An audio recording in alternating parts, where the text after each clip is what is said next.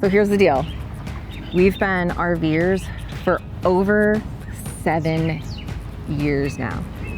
It's crazy. I was going through and kind of like doing some calculations, and when I realized that we have been RVing for 7 years, it's like, wow. We've had our RV in all 48 states. We've owned 2 different RVs. We've even rented out one of those RVs on Outdoorsy. We've toured how many RVs? Dozens, maybe even hundreds of RVs that we've toured. Wow.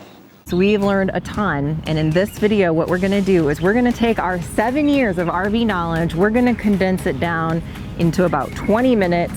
So buckle up, we're gonna move pretty fast, but these are the things that we learned that we wish somebody would have told us when we first got started. All right, so we have notes. We're going to be referencing some of our notes because this is a lot to cover. We wanna like stay on track, but year one, we knew nothing. Yes. And one of the big lessons that we learned very, very quickly was what? To bring spare fuses, and not just fuses, all the different kinds of fuses. So we've blown a lot of different types of fuses. ANL fuses, which is for the solar system. We've blown, and there's been times we haven't had them on hand. And that was like our big problem year one. We blew a fuse, we didn't have power. It took us forever to try to troubleshoot what the problem was because we knew nothing. And then we realized we have a blown fuse and we don't have any spare fuses or a fuse kit or anything else. And you had to go to like a Walmart or something that was not nearby because we're out in the middle of nowhere. Anyway, do yourself a favor and carry some spare fuses. Oh, this was a big mistake that we made having to do with the black tank. We didn't know that you're supposed to keep your black tank valve closed, which sounds so stupid because you would think that one would know this. We did not know that. And then all of a sudden we started having people be like, by the way. Yeah. Maybe now is the time to confess to you that your dad's not the master of all things. So the next thing that we learned was what? Don't leave your awning out, 1, when you go to bed at night, and 2, when you leave the RV. So we made this mistake. We were in Oklahoma, which is of course like Tornado Alley, right, in the summer. And it was like 2 a.m. and my phone started going off for like a severe thunderstorm warning. And then all of a sudden you could hear like wind come up under the awning. Yes. And I like shot up out of bed and I was like, it's so funny because I didn't even say like Ben or anything else like that. I literally shot up out of bed and I just yelled, the awning. So if you're gonna go to bed, just put your awning in case you have a storm that comes up in the middle of the night. Just trust us on that one. Yeah. The next one would be don't leave your unfinished food on the dinette table when you're done eating. And then drive off. And then drive off with said food and drinks. That was literally day one mistake that we made. We bought our RV. We're like, this is so cool. We can eat in here and then we can just go to the next spot. Yeah. It's like the movie RV where you see all this stuff flying all over the place. That was us. Yeah, definitely happened. Okay, so year 2, we learned another hard lesson. Yeah, really early on. We thought, oh, we don't need internet. Campgrounds have internet, so we could just, you know, get the internet from the campground and go to Starbucks if we need to here and there, and we don't need to bring a hotspot or anything. Well, the campgrounds all said free Wi-Fi, so we're like, perfect, we'll just hook up to the campground Wi-Fi. Free unlimited Wi-Fi. Which, like, that's a laughable joke. Like maybe once, and you'll have to let me know in the comments below if you've ever had a campground, one campground that has had usable internet. And usable meaning like you can do more than just maybe check an email or something like that, because we like literally in 7 years of RVing, only one time was there one campground. And I think we were parked right next to, what are those things called where they, like the repeater or something? So we learned you need your own internet, and we actually have a whole video right up here that we'll put about what we're doing right now, just if you're interested, and goes more in depth into the internet thing. So I think the pain ends up being so bad that we're like, we're never doing that again. And then I go overboard.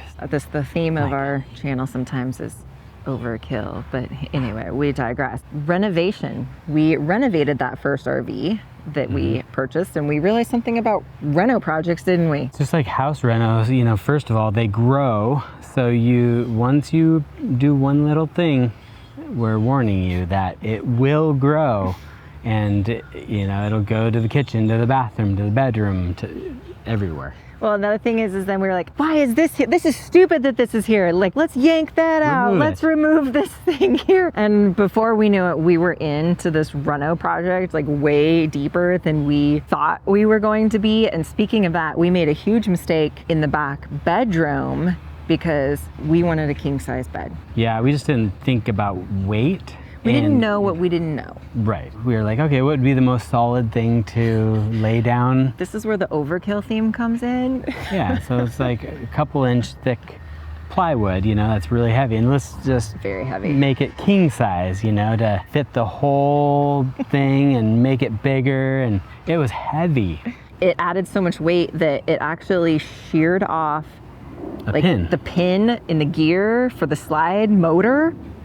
Yep, so it was turning without bringing the slide in. We're going down the road and our slide's like slowly coming out as we're going down the road. It was a bad situation. We had to get like what some people call a slide lock. It was basically like a bar that you wedged in between the slide and the wall so the slide wouldn't come out on the road until we could get it fixed. It was just a big, huge. Next thing, year 2 also, car dolly. Again, learning what not to do. Not recommend. Don't recommend. I mean, it worked until it didn't work because it is just not optimal. You're trying to get it to a back-end site. Now you got to drop your car dolly and your car. You got to go put the car dolly somewhere else, then back into your site. And then when you go to leave, it's a whole production versus just having something that you can flat tow, which is obviously what we graduated to. Because of all of those pain points, and I think the biggest pain point for us is at the time we were RVing in Colorado a lot and trying to pull mountain passes with a gas engine RV just wasn't cutting it. So what did we end up doing? So we got a diesel pusher. We got a different RV because we learned quickly. You'll have to leave us a comment and let us know, because what we have found is a lot of people tell us that their first RV was just that, their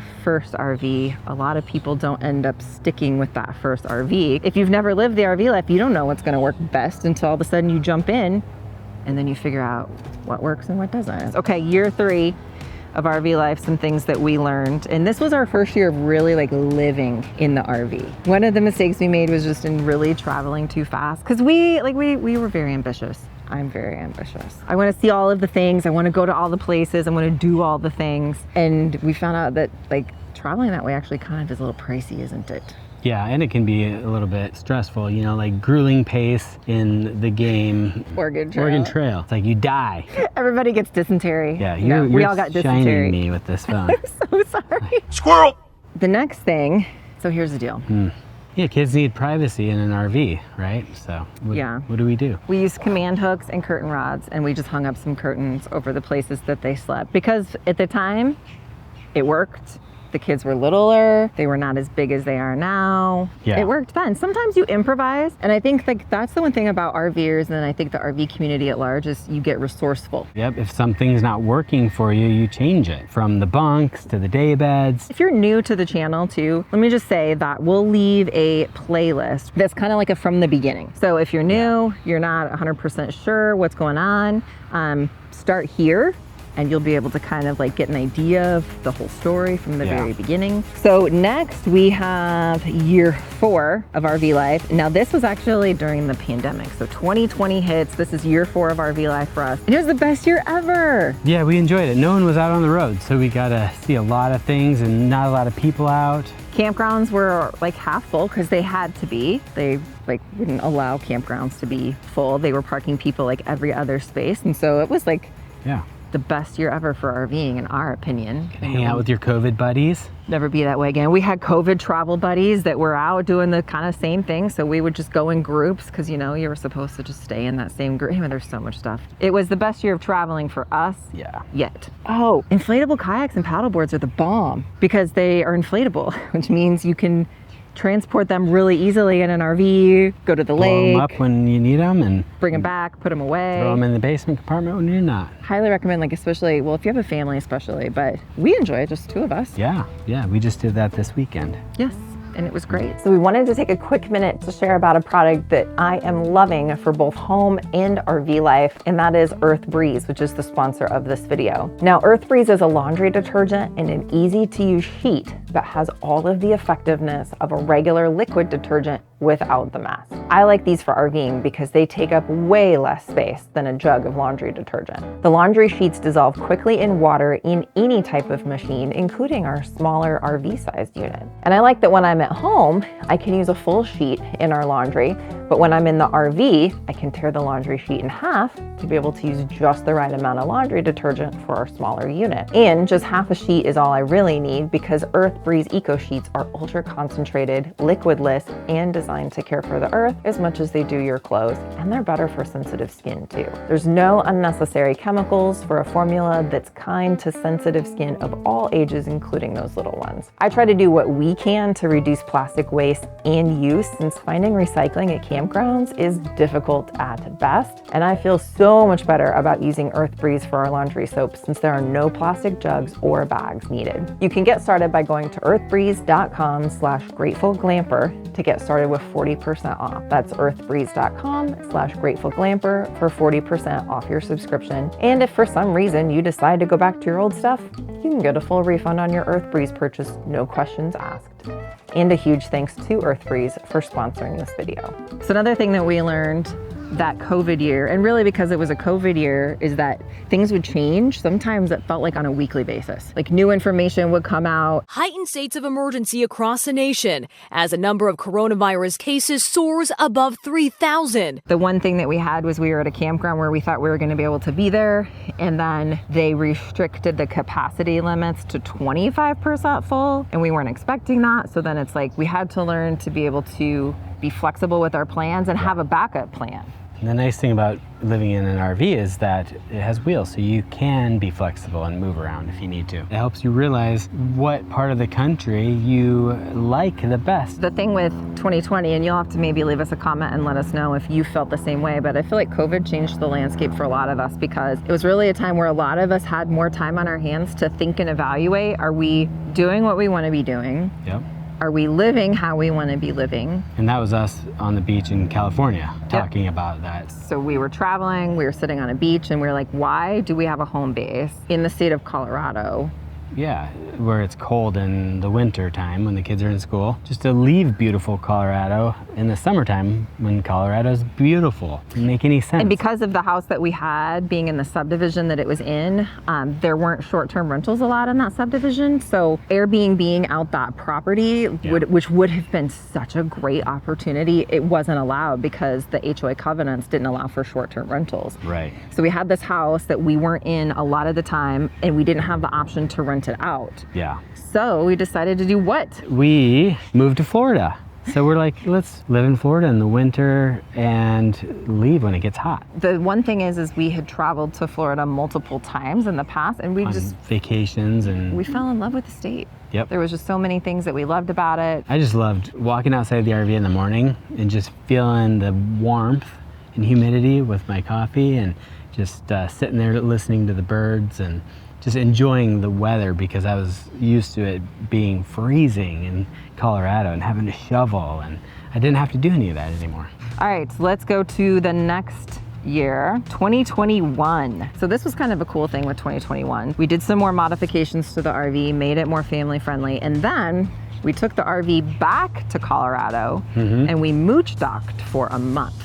And so one of the things that we learned was that if you want to mooch dock and hook your RV up to just like somebody's house, we had to make a mod to the ACs. Yes, so we had to get the soft start ACs. So we were able to install those and mooch dock for a whole month in the summer and still have the use of an AC in the RV. So that was a huge lesson we learned. We didn't even know what soft start was, that it was available, like all of that. So that was something that was definitely helpful. All right, year 6.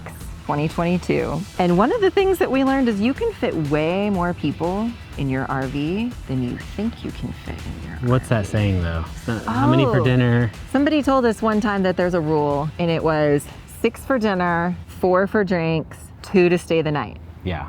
We didn't have everybody overnight. And that's true. But we had way more than probably 6 for dinner, and we had all of us shoved into the RV, and it was great. This was during our very first Tampa Super Show ever, and we had some family that was in the area, and then family that was visiting the family that was in the area, so we're just like, y'all just come out to the RV and we'll do dinner, and that's what we did. Next lesson that we learned Oh, Florida Keys. Great place to spend the winter in an RV. The best place to spend winter in the RV. And then here's the thing with Florida. Well, the Keys specifically, right? If you have a 1,000 Trails membership, there's 2 parks down there. Sunshine and Fiesta Key. But what can you do for super cheap camping down there? Any of the state parks. So there's Bahia Honda, there's Curry Hammock State Park, and then there's John Pennekamp State Park. So there's 3 different state parks down there that have RV camping, and a lot of them actually have full hookups too, which is like amazing for a state park. So that's something that we learned. We actually spent a lot of time that winter down in the Florida Keys. Yep. Love it. Lots to do. You can go to Key West. You can go Preferably boating. in the you winter. can go out on one of the excursions. Lots of like nature trails. Key lime pie. Key that lime we pie love. in the Keys. Yep. Put that on your bucket list. The other thing we learned, not everybody else follows campground etiquette or knows about campground etiquette. So that year, actually, we decided to put out a video about campground etiquette. And interestingly enough, it is our top viewed video to this date. So I'll put that right up here. But that is the year that we learned that and we made that video. Anyway, you'll just have to let us know. We did forget 2 things on that list. And some of the people let us know in the comments on that video. One of them was dogs barking, right? Incessant dog barking was something a lot of people commented on, and they said that was obviously uncouth.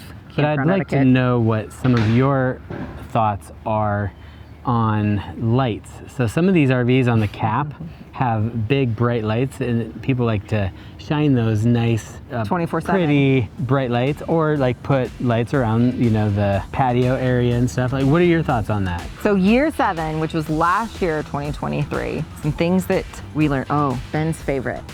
Internet. We went in for the ultimate in internet solutions. Like, what's more than ultimate? I don't think there is. Like, ultimate is yeah, the highest superlative. Well, what's a bigger superlative than ultimate? What's bigger than ultimate? Because we have it coming up. Well, this next solution is going to be tying RV and home internet together. You'll just have to subscribe if you want to learn more on that. It'll be cool. But that was the year that we went for the ultimate internet solution, mainly because even though then we learned to carry our own hotspot and all of that, there were still pain points. Yeah, it's different for different people, right? So some people don't work from the road. They want to go camping to unplug.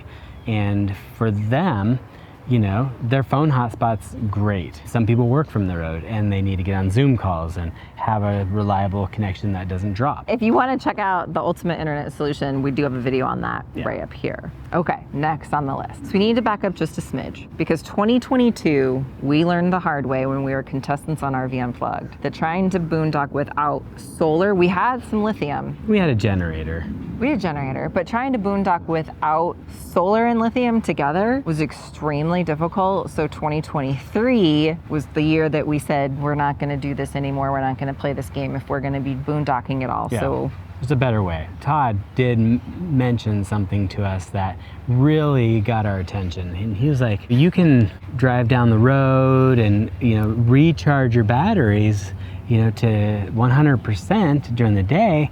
And then you can discharge the batteries, run your AC at night. We're like, that's brilliant, all with solar. And so we're like, we should do that. So we added solar and lithium, and we learned it has actually made a huge difference for either boondocking or even just those one night overnight stays. Like if we're just gonna overnight somewhere in between destinations, it has made all of the difference for us. It complements It makes each other. a lot possible, and that's something that we learned just last year. Here's the one thing that we learned that we really were intentional in 2023, which was our 7th year of RVing, and that was to be intentional with creating travel plans with other people. Right. And so doing that, we had way more fun. The kids had more fun. Yep. And because we liked it so much, we actually have some really fun announcements that are gonna be coming about some trips that you guys can come on with us if you want, but that's forthcoming.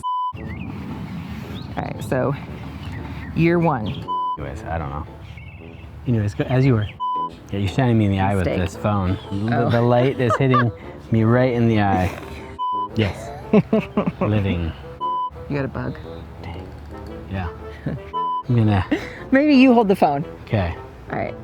See, I'm just glowing. It's just my glowing personality. Okay. Glancing. Next on the list. Next. What are you looking at? That's a wrap. I'm just kind of like See? next on the list. So it's sort Is of there a a list there? transition. So if you want to see some awesome RV mods in under 20 minutes, we're gonna go ahead and put that video right up here. Right here. On my face? Sorry, unless you wanna come over here. There. You can put it right here. There you go.